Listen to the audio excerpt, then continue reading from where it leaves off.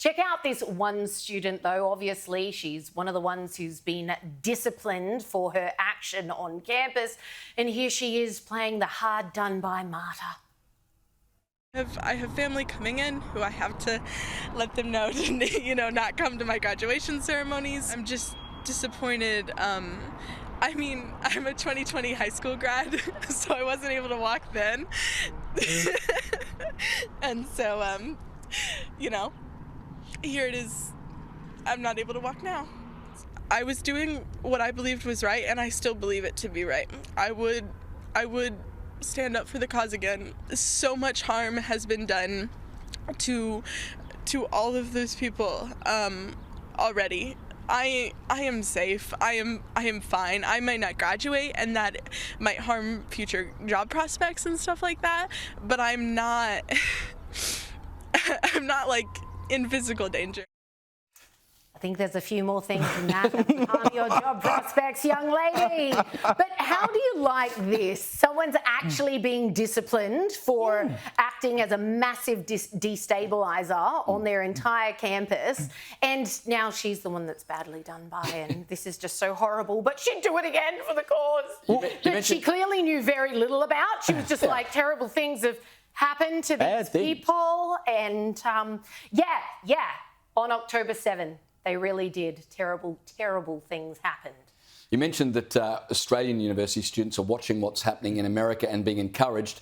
And they're getting encouragement, unfortunately, from our Education Minister as well. Jason Clare was asked over the weekend if terms like intifada or from the river to the sea, which are being chanted on Australian university campuses, were intimidating for Jewish students. Have a listen to what he said.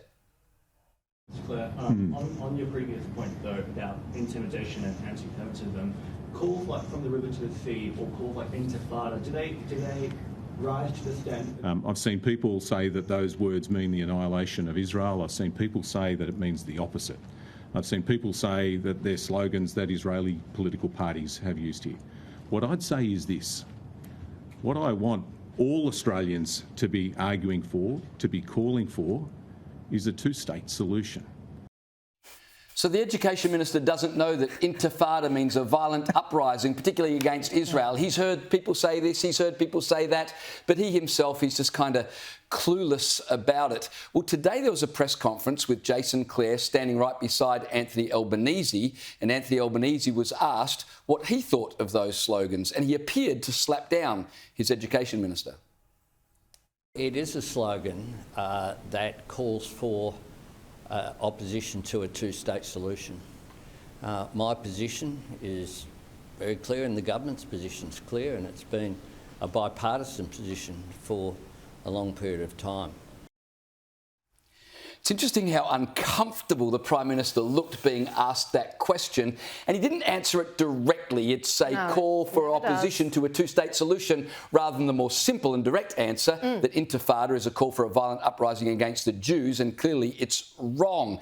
But I think there was a bit more going on here because Anthony Albanese made strong statements in support of Israel over the weekend, but at a private meeting with rabbis. And we only know he made statements in support of Israel because someone at the meeting leaked it out. So it's typical two-faced elbow, saying things to one group and then something else to another group. But at that press conference, I'm not so convinced that Jason Clare was slapped down, because what was happening there, while Elbow is sounding like he's coming out in defence of Jewish people, albeit very weakly. I wouldn't even give him that. Jason Clare has got a high Muslim population in his electorate. I think it's 29%. So Jason Clare doesn't lose any skin from that little rebuke by the Prime Minister.